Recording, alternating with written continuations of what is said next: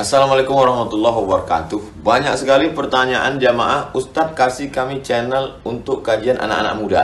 Di antara anak muda berasal dari Aceh, luar biasa, channelnya Maulizul Akbar Nak. Tonton, subscribe, like, share, komen. Assalamualaikum warahmatullahi wabarakatuh.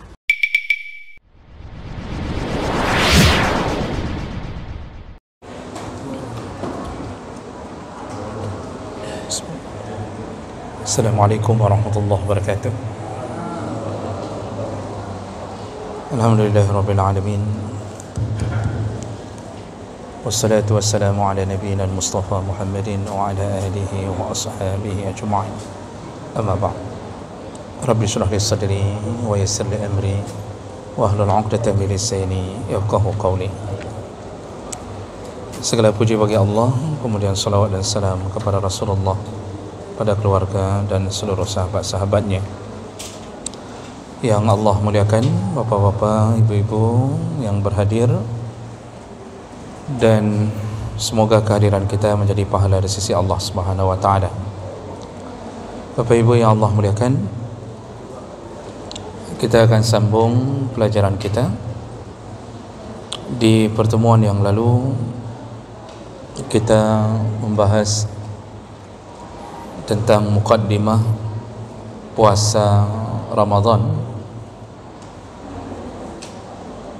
bahwa puasa Ramadan itu diwajibkan oleh Allah di tahun kedua Hijriah bersamaan dengan kewajiban salat dan zakat. Lalu kemudian kita juga sudah bahas betapa besarnya pahala orang-orang yang melakukan puasa Ramadan dengan baik dalam keadaan beriman kepada Allah dan Nabi sallallahu alaihi wasallam.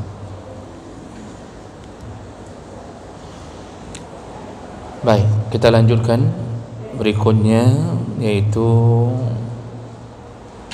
kita akan bahas anwa' as-siyam, macam, ragam atau jenis-jenis puasa.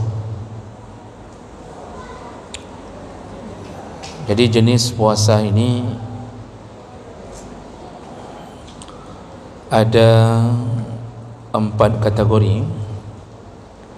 Ada puasa yang wajib, ada puasa yang haram, ada puasa yang makruh, dan ada puasa yang sunnah. Jadi berdasarkan hukum ini, maka kita akan lihat satu persatu. Yang pertama, puasa wajib. Puasa wajib itu bentuknya yaitu di antaranya puasa Ramadan. Itu wajib berdasarkan ayat Allah, ya ayyuhalladzina amanu kutiba alaikumussyam. Wahai orang yang beriman, diwajibkan kepadamu untuk melakukan puasa. Namun Bapak Ibu, yang patut kita ketahui bahawa ketika Allah mewajibkan puasa Ramadan, Allah SWT memakai kalimat atau kata kutiba, iaitu fi'il majhul. Dalam bahasa Indonesia disebut kalimat pasif. Wahai orang yang beriman, diwajibkan bagimu. Padahal yang mewajibkan Allah, tapi Allah tidak berterus terang tentang siapa yang mewajibkan puasa. Jadi kalimatnya diwajibkan kepadamu untuk puasa. Seharusnya kalau Allah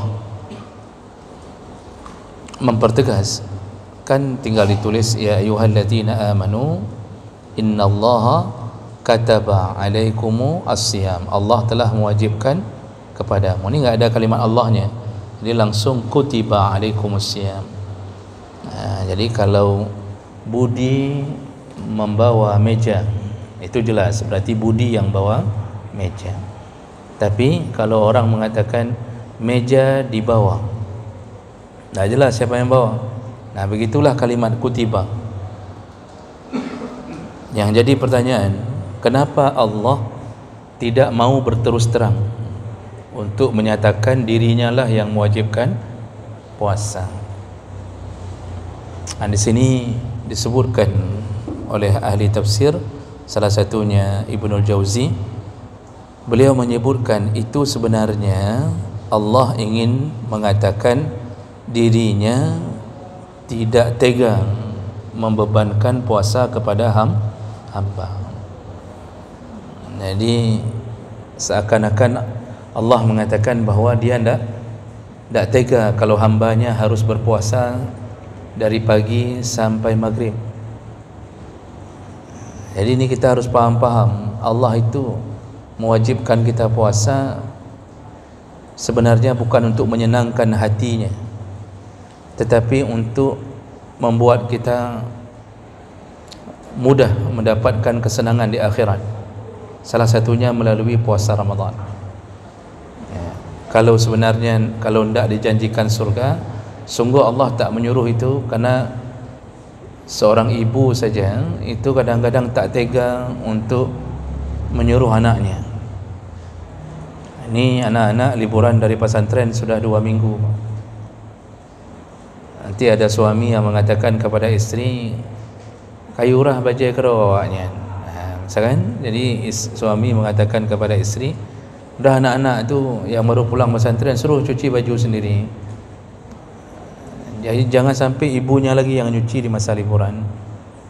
Apa kata ibunya? Alah baik sayang, baru riwa pesantren, sayang baru pulang pesantren, janganlah kita suruh-suruh. Ibu saja tidak tega menyuruh anaknya mencuci baju, jadi rela untuk bersusah payah demi kebahagiaan anaknya. Maka Allah yang penuh dengan sifat Rahman dan Rahim itu tidak tega menyiksa kita dengan puasa. Cuma kenapa disuruh juga? Itu jalan agar kita sah membuka pintu surga. Makanya dibuatlah kutiba alaikumusiyam, diwajibkan kepadamu puasa tanpa menyebut nama Allah Subhanahu wa taala. Baik, jadi puasa wajib itu yang pertama modelnya adalah puasa Ramadan. Yang kedua yang berhubungan dengan Ramadan, iaitu puasa kafarah, puasa qadha. Itu wajib. Kafarah ini wajib dilakukan dalam beberapa perkara. Di antaranya kalau seseorang berhubungan suami isteri di siang hari Ramadan, dengan beberapa syarat yang ke depan insya-Allah akan terbahas, maka dia wajib melakukan puasa 2 bulan berturut-turut. Jadi jadinya wajib. Itu puasa wajib berarti. Ada kafarah yang berhubungan dengan dihar. Dihar itu menceraikan istri model jahiliyah. Jadi orang jahiliyah dulu kalau mau menceraikan istri, dia akan mengatakan ke istrinya, anti ka dhahri ummi, engkau seperti punggung ibuku. Engkau seperti punggung ibuku. Maksudnya kamu dan ibuku sama. Sebagaimana ibuku haram untukku, maka engkau pun haram untukku. Begitu cara orang jahiliyah menceraikan istri. Lalu proses perceraian seperti itu dibatalkan oleh Islam. Jadi Islam cukup mengucapkan engkau kuceraikan, selesai. Namun ada orang Islam yang setelah masuk Islam masih mengucapkan itu kepada istrinya, sehingga berlakulah kafarah untuk bisa kembali ke istrinya. Jadi talaknya tidak jatuh tapi kena hukuman. Untuk bisa menyentuh kembali istrinya, dia harus puasa dulu 2 bulan berturut-turut. Kalau tidak sanggup baru boleh memberi makan 60 orang miskin. Jadi ini contoh kafarah-kafarah yang wajib puasa. Nanti dalam kafarah sumpah juga begitu. Bagi orang yang sudah bersumpah lalu kemudian dia melanggar sumpahnya, maka wajib memberi makan 10 orang miskin atau memberi pakaian. Kalau tak sanggup, puasa 3 hari berturut-turut. Jadi itu model kategori puasa wajib, iaitu puasa berbentuk kafarah. Puasa qadha juga wajib, iaitu pengganti puasa Ramadan. Lalu ada lagi puasa wajib, iaitu puasa nazar. Puasa nazar. Nazar ini sebenarnya pekerjaan yang mubah, bukan sunnah. Jadi Imam Syafi'i mengatakan bahawa orang yang suka bernazar itu adalah orang pelit. Kenapa disebut pelit? Karena dia, kalau dia tidak diberikan oleh Allah, maka dia nak mau beri untuk Allah. Dia berangan-angan ingin punya anak perempuan setelah 5 orang anak laki-laki, dan dia mengatakan ke Allah, kalau engkau berikan aku anak perempuan, maka aku akan bersedekah ke masjid sekian juta. Makanya Imam Syafi'i mengatakan orang bernazar itu orang pelit. Kalau dia tidak diberi, dia tidak kasih-kasih ke masjid. Tunggu diberi dulu baru dia kasih ke masjid. Dan Nabi pun menyebutkan begitu. Makanya bernazar itu bukan amalan sunnah, bukan kesunnahkan untuk bernazar. Tapi kalau sudah diucapkan, maka wajib dilakukan. Salah satu tawaran yang dilakukan dalam nazar adalah puasa. Kalau aku lulus P3K tahun ini, maka aku akan puasa sekian hari. Ini puasa ini menjadi puasa wajib karena sebagai pengganti apa yang telah dinazarkan. Namun begini Bapak Ibu, ada hal yang patut difahami. Allah SWT, Nabi SAW mengatakan, innaman nazru la yughni anil haqqi syai'a. Nazar itu tidak mengubah ketentuan Allah. Jadi yang kita dikasih anak perempuan, iaitu setelah 6 orang anak laki-laki, di dalam catatan Allah di Lauhul Mahfuz memang takdirnya kita anak perempuan tu dapat yang ke-7. Jadi bukan dirubah karena nazar, cuma karena kita tidak sabar, akhirnya kita bernazar. Maka orang Aceh kan luar biasa bernazar. Maka nama orang Aceh ini kan banyak, Nazaruddin, Nazarullah, Nazaria, kemudian pakai Kaoi, Sulaiman Kaoi, Usman Kaoi, Bukhari Kaoi, macam-macam. Itu anak hasil-hasil nazar semua. Nah, jadi sebenarnya itu bukan sunnah, tapi boleh. Tapi kalau sudah dilakukan, diucapkan, maka wajib dibayar, terutama pada puasa. Dan dia kalau bernazar itu pun, kalau mau dilakukan, itu yang dijadikan kompensasi yang baik-baik, jangan yang tidak ada manfaat. Ini misal saya kalau lulus tahun ini P3K, maka saya bernazar akan meminum 7 kulah masjid. Kupu tak ajib 7 kulah masjid, apa manfaat? Keliling dia masjid Pak, satu masjid ambil 1 botol, satu masjid ambil. Apa beda kulah masjid ini dengan masjid di sana? Nyan hanabut nyan anji. Kalau saya lulus, maka saya akan keliling 9 kuburan wali songo. Ngapain? Dia disuruh yang bermanfaat, bersedekah, dan juga tidak boleh bernazar di atas sesuatu yang wajib. Kalau saya lulus, maka saya akan puasa Ramadan. Memangkah wajib puasa Ramadan? Tak boleh.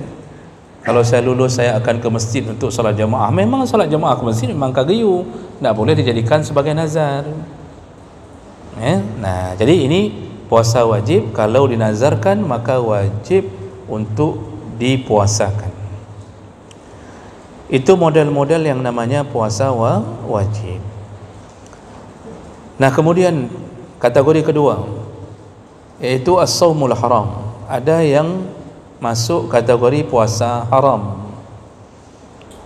Puasa haram itu maksudnya puasanya malah menjadi dosa. Puasanya malah menjadi dosa. Kalau dia puasa, dosa. Apa saja? Yang pertama, siyamul mar'ati naflan bighairi izni zawjiha, yaitu puasanya seorang istri, puasa sunnahnya seorang istri tanpa izin suaminya, haram. Ya. Rasulullah sallallahu alaihi wasallam menyebutkan, la yahillu li imra'atin an tasuma wa zawjuha syahidun illa bi izni.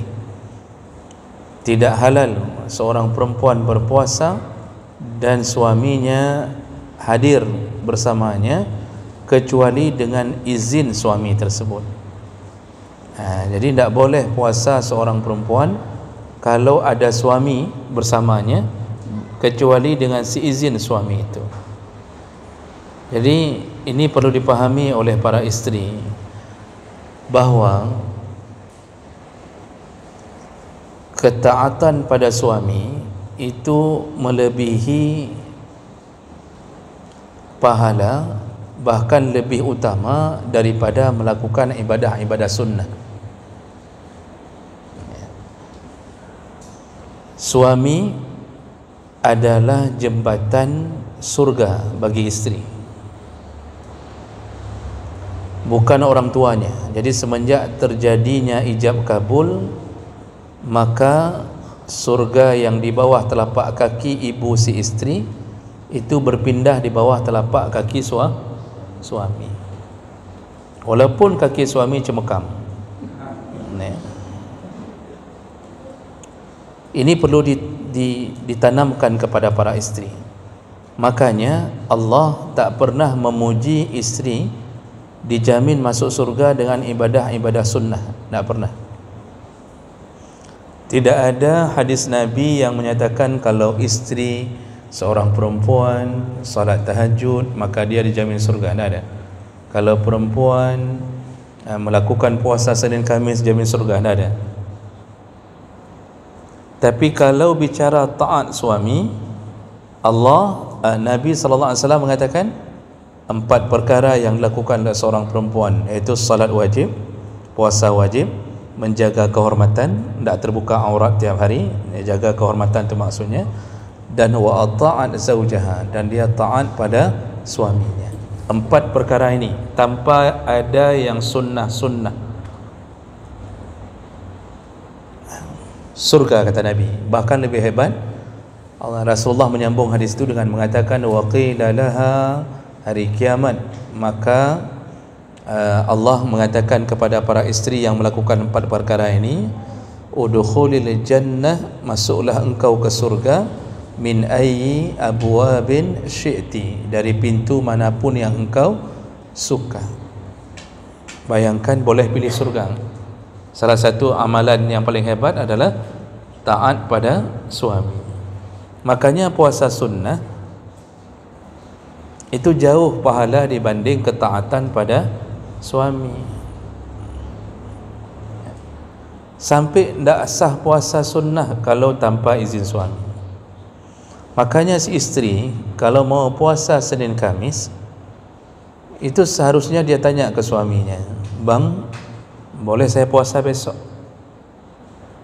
Kalau suami mengatakan boleh, lanjutkan.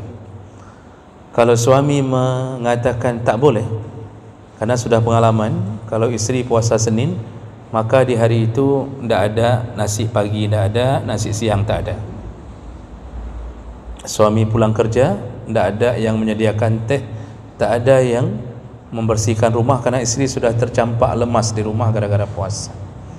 Suami mengatakan hanjir puasa, menyokah puasa hancur rumah mandung, bubu coroh hana mepat. Ini isteri lebih utama taat pada suaminya daripada melanjutkan puasa sunnah. Tapi ada juga isteri yang bertanya ke suaminya, bang, boleh puasa saya besok? Suaminya menjawab, tak boleh. Isteri mengatakan, itulah yang kuharapkan. Berarti memang ada rencana puasa. Dia selalu nunggu-nunggu jawaban suaminya, tak boleh, tak boleh, tak boleh. Sudah 10 tahun tak boleh, tak boleh, tak boleh. Berarti memang tidak ada puasanya. Dan Bapak Ibu, ini yang wajib diminta izin oleh isteri adalah wa zawjuha syahidun, suaminya ada bersamanya. Maksudnya suami ada tinggal bersama isteri dan dia butuh pelayanan isteri, itu yang wajib diminta izin. Tapi kalau suami kerja di Papua atau suami berkantor di IKN, kan? IKN kan sudah selesai, Pak, ya, sudah mulai kerja di sana, habis pungo dong program kan. Jadi udah pulang, ndak pulang berbulan-bulan, nanti 6 bulan sekali baru pulang. Itu isteri ndak perlu telepon suami, bang kayak mana besok, boleh izin puasa, ndak perlu. Kenapa? Ndak berhubungan dengan pelayanan, memang ndak ada di rumah, itu ndak perlu teleponnya, langsung puasa aja. Yang menyon telepon sih memang rencana anak puasa. Nah, jadi itu sampai begitu haram puasa istri kalau berhubungan dengan yang sunnah. Tapi ini pada puasa saja, Pak, bukan berlaku pada salat-salat sunnah. Jadi isteri mau salat qabliyah, tanya sama suami, boleh salat qabliyah dulu. Kata suami tak boleh, entah sipak laku-laku yang benar. Itu tidak berlaku pada solat. Kenapa berlaku pada puasa? Karena puasa membuat isteri tak mampu melayani suami. Kalau masalah solat sunnah, mana ada hubungan 5 menit dah selesai, 5 menit dah selesai. Jadi ini tidak berlaku pada solat-solat sunnah. Isteri mau solat tahajud, minta izin, itu tidak ada kebutuhan untuk meminta izin. Tapi kalau pada perkara wajib, itu tidak perlu izin, cukup pemberitahuan. Contoh, isteri sudah cukup uang untuk naik haji, karena duluan PNS isteri, suami baru lulus P3K kemarin, ini pun sedang urus SKCK. Isteri sudah cukup uang untuk naik haji, maka sudah wajib dia berhaji, tidak perlu minta izin suami. Jadi tidak perlu, bang kayak mana, boleh izin saya daftar haji, tidak perlu. Karena kewajiban kepada Allah itu mengalahkan kewajiban kepada manusia. Jadi isteri daftar, dia naik haji, oh suami melarangnya, malah suami berdosa. Begitu juga salat-salat wajib, semuanya yang wajib-wajib itu tidak ada urusan minta izin, tidak dikasih izin pun wajib lakukan. Mau masuk Ramadan, isteri tidak perlu minta izin kepada suami, kayak mana Ramadan ini, boleh saya puasa, itu tidak perlu minta izin. Bahkan kalau suami melarang, maka dia wajib melawan suaminya. La ta'ata li makhluqin fi ma'siyatil khaliq. Jadi kata Nabi, tidak boleh taat kepada makhluk dalam urusan bermaksiat kepada Allah Subhanahu wa taala. Begitu. Jadi ini namanya puasa haram, yaitu haram isteri puasa sunnah tanpa izin suami. Kemudian yang kedua puasa haram, yaitu saumu yaumi asyakki, puasa di hari yang syak, puasa di hari ragu-ragu, itu haram. Mana puasa di hari ragu-ragu? Yaitu yaumus salasin min Sya'ban, puasa di hari 30 Sya'ban. Iza taraddadan nas fi kaunihi mi Ramadan, kalau terjadi keraguan-raguan apakah sudah masuk Ramadan atau belum. Nah, ini biasanya terjadi karena tidak nampak hilal, tidak nampak anak bulan ketika meru'yah atau melihat sebelum datangnya Ramadan. Kita ini kan disuruh lihat bulan di malam 30 Sya'ban. Jadi besoknya 30, malam ini disuruh lihat anak bulan. Rasulullah yang suruh.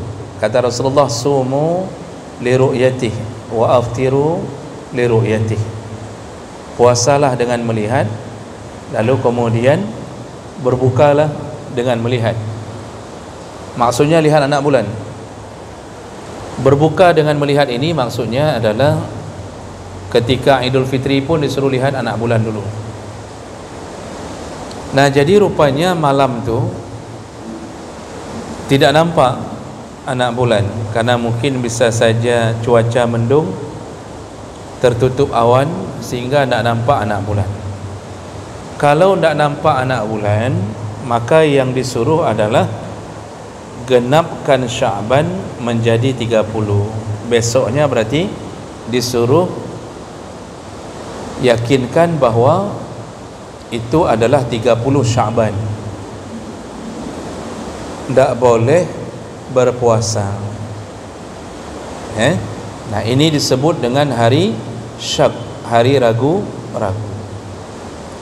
Tapi kalau tidak ragu-ragu, maka ya sudah wajib segera puasa.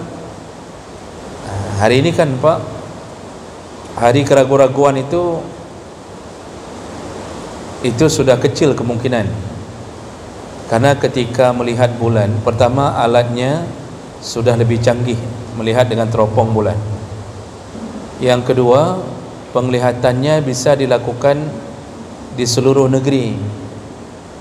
Jadi di Indonesia itu, di bahagian barat saja, waktu Indonesia barat saja, itu ratusan titik. Dari tanah Jawa sampai ke Sumatera, itu ratusan titik ditempatkan teropong bintang untuk melihat anak bulan. Ada 1-2 orang yang bersaksi sudah nampak anak bulan, dan orang itu adil, orang yang beriman, itu sudah cukup untuk menjadi sandaran bahawa sudah masuk Ramadan. Itu berarti besoknya langsung Ramadan, berarti tidak terjadi hari keraguan-raguan. Jadi perlu sedikit kita tambahkan bahawa dalam penentuan Ramadan itu sebenarnya yang lebih kuat bukan mengambil metode hisab, tapi tetap metode ru'yah. Itu lebih kuat Pak. Kenapa? Karena Rasulullah itu memang meru'yah, melihat, bukan menghisab. Walaupun metode hisab itu tak bisa disalahkan, karena itu bahagian daripada ijtihad.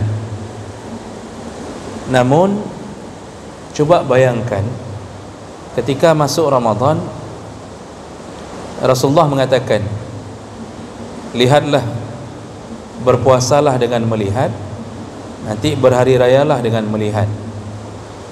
Fa in ghumma alaikum, kalau seandainya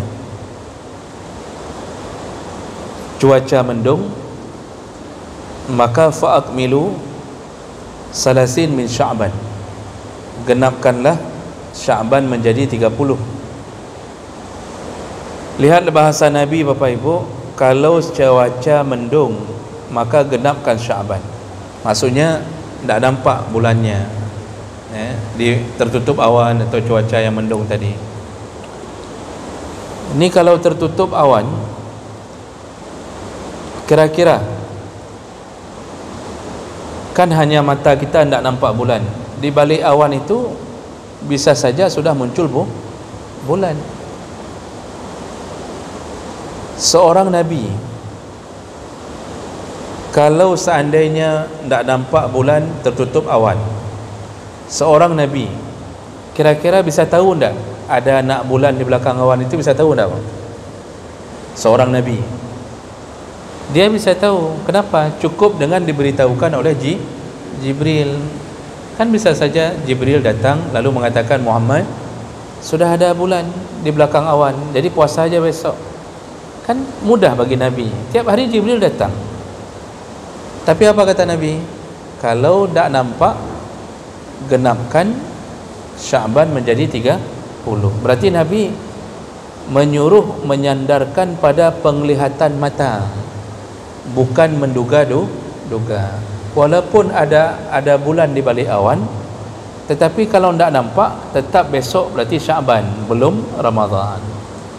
Kan begitu ceritanya. Makanya pemerintah Arab Saudi pun sampai hari ini mengharamkan metode hisab. Tak boleh menentukan Ramadan dengan berhitung. Haram. Di negara Arab Saudi itu haram. Tetap disuruh ru'yah, melihat bulan. Di Mesir ru'yah. Yordania ru'yah, Syria ru'yah, semuanya ru'yah. Jadi bukan dengan menghitung jauh-jauh hari sudah tahu kapan tanggal Ramadan. Tidak begitu sunnah dari Nabi sallallahu alaihi wasallam. Ya. Baik. Jadi itu puasa haram yang kedua, iaitu puasa ketika timbul keraguan-raguan tidak nampak anak bulan di akhir bulan Sya'ban. Kemudian yang ketiga puasa haram, iaitu saumu Aidil Fitri wal Adha wa ayyamut tasyriq. Haram puasa di hari raya Idul Fitri, Idul Adha dan hari tasyriq. Ini 5 hari haram, puasa haram. Tak boleh puasa di hari-hari tersebut. Allah melarang.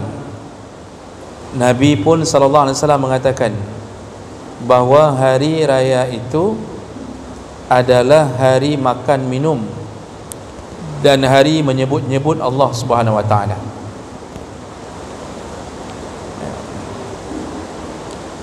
Jadi ada perintah yang bahkan kita dilarang beribadah.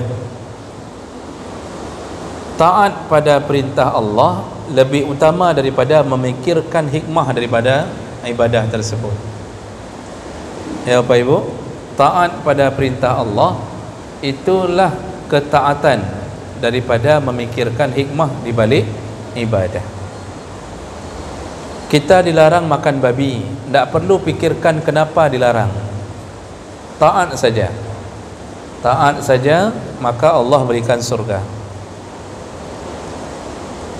Karena ada orang kadang-kadang begini, dilarang makan babi, lalu dia cari hikmahnya.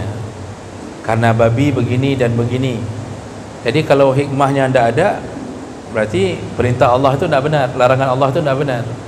Jadi kita itu disuruh oleh Allah, Allah menguji ketaatan, bukan disuruh mencari hikmah.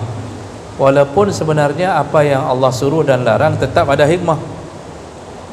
Begitu juga hari raya. Hari raya itu dilarang puasa.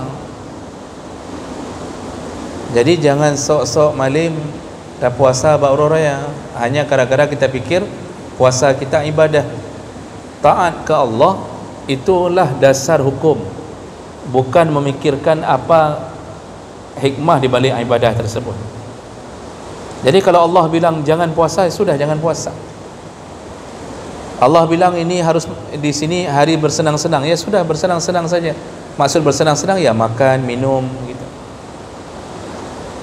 Dan ini nanti berlanjut sampai ke surga Bapak Ibu.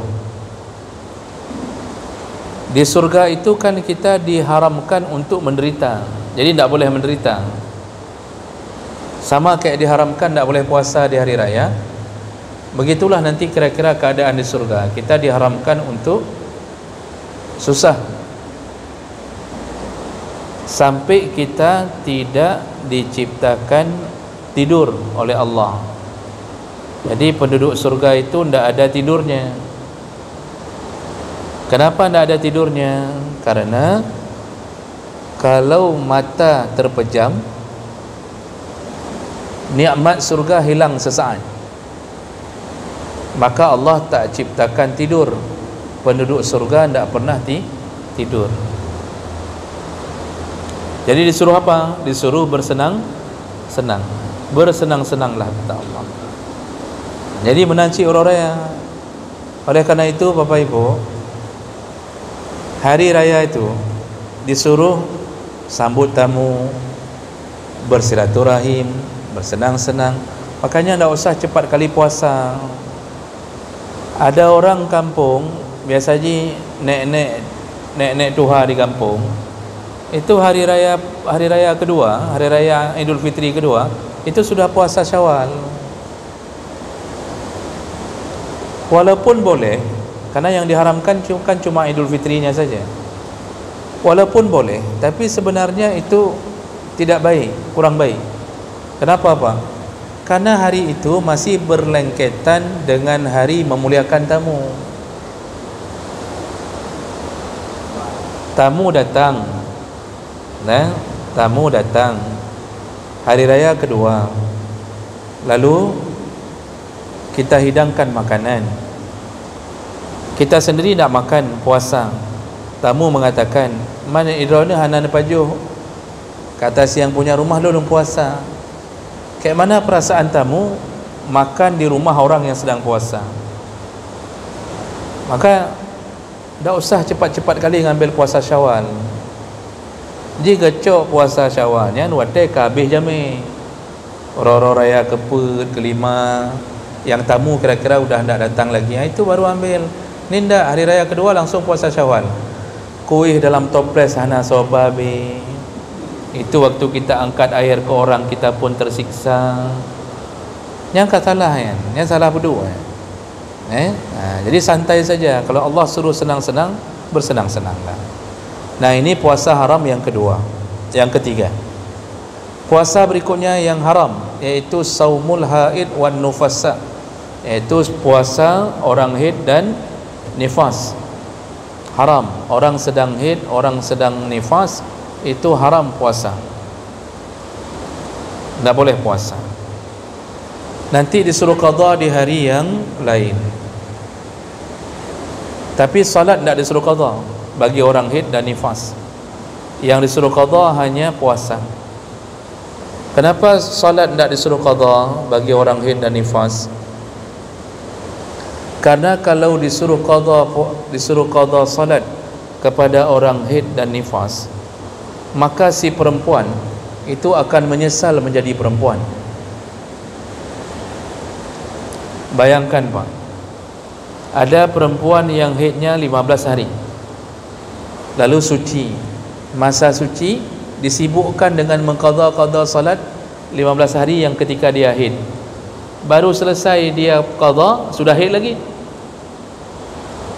Maka memberatkan perempuan. Oleh kerana itu Aisyah mengatakan kita disuruh oleh Nabi mengqada puasa, tidak disuruh untuk mengqada salat.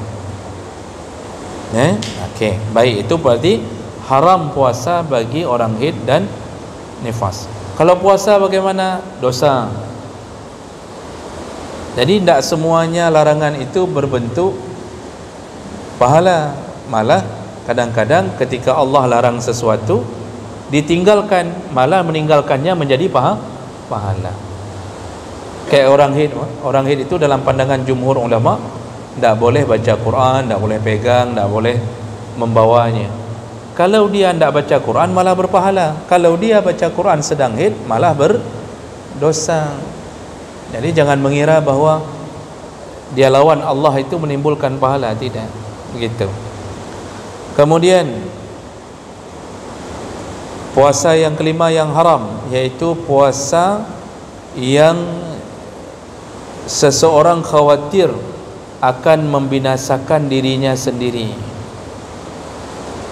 Haram puasa bagi yang khawatir binasa. Contoh, orang sakit itu disuruh berbuka oleh Allah.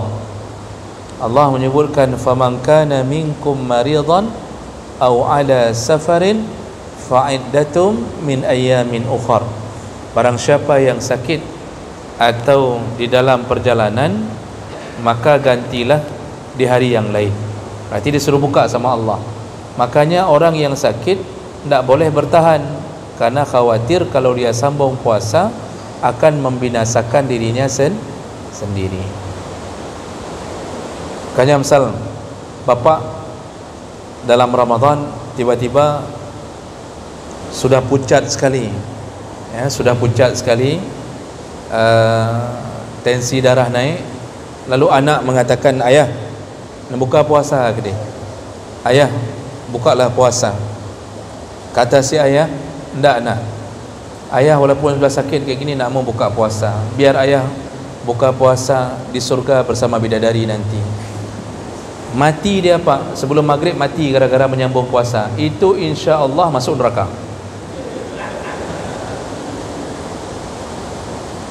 Itu namanya membinasakan diri sendiri.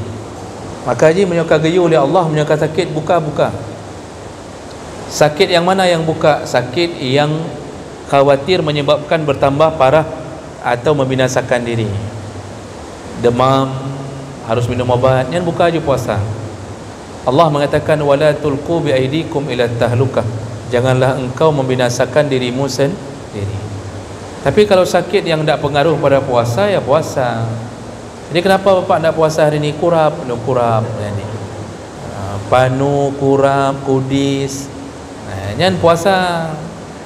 Tak ada pengaruh dia dengan puasa. Begitu. Jadi haram puasa bagi orang yang khawatir binasa diri sendiri.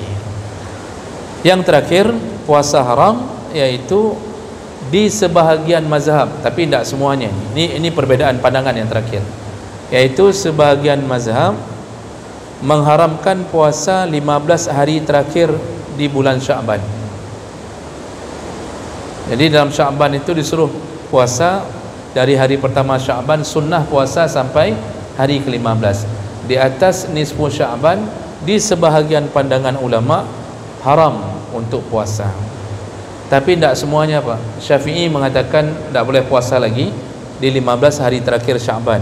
Tapi Imam Hanbali mengatakan boleh, ya, dengan syarat kalau dia sudah terbiasa puasa sunnah sebelum Sya'ban, sudah biasa puasa Senin Kamis, maka bagi mereka yang sudah terbiasa puasa sunnah, maka dibolehkan menyambung di atas 15 Sya'ban. Wajib berhenti 2 hari sebelum Ramadan. Wajib berhenti 2 hari sebelum Ramadan.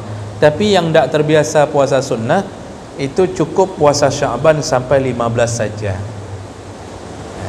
Ya. Jadi ini ada terjadi perbedaan pandangan. Baik, ini tentang puasa-puasa yang haram. Terakhir, puasa makruh. Nanti ada satu golongan lagi puasa sunnah, kita bahas di minggu yang akan datang. Tersisa puasa makruh. Ini makruh ini sebaiknya ditinggalkan. Sebaiknya jangan puasa. Kalau tadi haram, kalau ini makruh.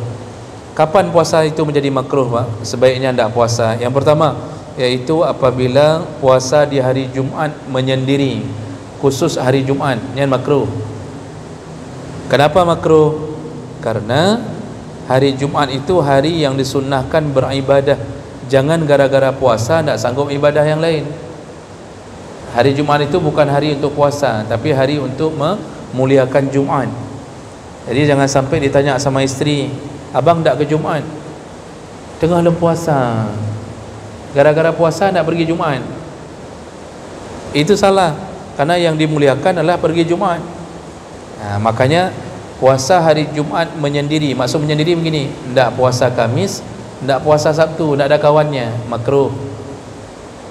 Rasulullah pernah datang ke rumah Ummu Maimunah. Beliau sedang puasa di hari Jumat. Rasulullah tanya, kemarin ada puasa hari Kamis? Tidak ada. Tanya lagi, besok ada rencana puasa hari Sabtu? Tidak ada, kata Ummu Maimunah. Langsung Rasulullah mengatakan, kalau begitu buka puasamu hari ini, jangan puasa lagi. Kemudian makruh yang kedua, puasa khusus di hari Sabtu. Jadi tidak ada hari Jumatnya, tidak ada hari Minggunya, khusus hari Sabtu, makruh. Kenapa? Karena hari Sabtu hari penyembahan Yahudi. Jadi jangan sampai terkesan kita memuliakan hari Sabtu karena harinya Yahudi. Lalu makruh juga puasa di hari Minggu, hari Ahad, apabila tidak dibarengi dengan Sabtu atau Senin. Kenapa? Karena hari Minggu hari ibadahnya Nasrani. Sama alasannya.